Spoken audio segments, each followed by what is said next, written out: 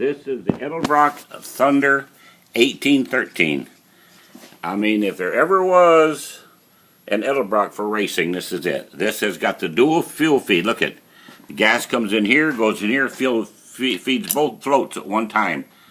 And it's 800 CFM with adjustables. Look at, you got a set screw in here. You can put as much tension as you want on that to get them back barrels to come in when you want them to, for strictly racing or street.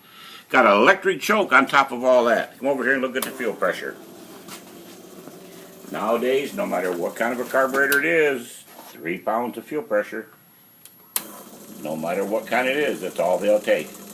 Okay, we're going to go ahead and we're going to start this dude up, hands-free. You don't have to pump it or choke it or pull on it or stand up or say abracadabra and hocus pocus. It'll start. And it'll idle just as smooth, and then we're going to start accelerating it with like one person driving down the road. Then we're going to idle it back down.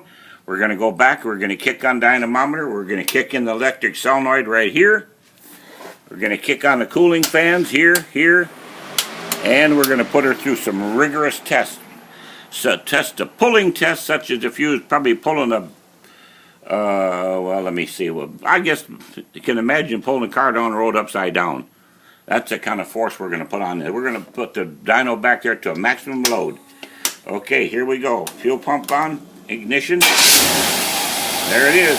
Totally, completely rebuilt. Boy, this is beautiful. This thing is a really nice looking thing. Now, your electric choke.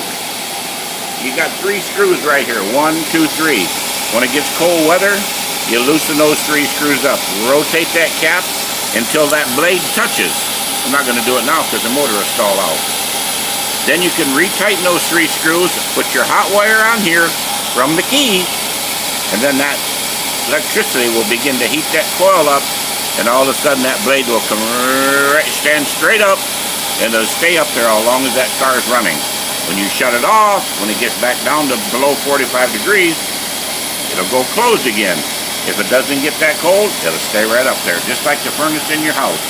It won't come on until it gets cold. Okay.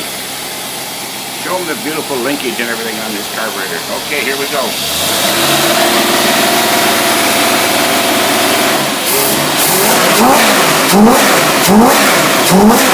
You heard all that? That's them back barrels kicking in. That thing, that's got enough suction here to suck in the crows flying overhead. Okay, here we go. We're putting the dynamometer.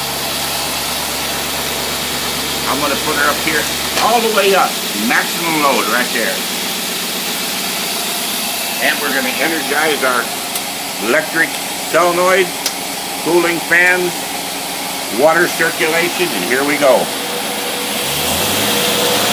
We're watching all these instruments here. It's measuring, calculating.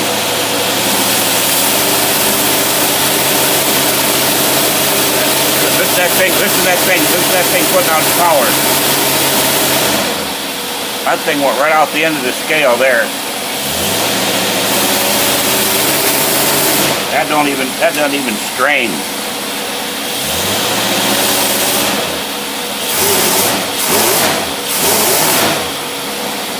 Let's see, what do we got over here? Calculate this one. That one went up there. I don't know, went clear off the edge of the scale past 800. Come there over 600 foot-pounds of torque. That means that this carburetor will supply fuel and air to an engine that was capable of putting out over 600 foot-pounds of torque. Probably over 800 if you wanted to really wrap her up there. That means that if your engine is running correctly, this carburetor will do it. It will supply the proper fuel and air ratio. Okay. Let's get her in there and get her for sale, boys. These are rare. We don't get these that often.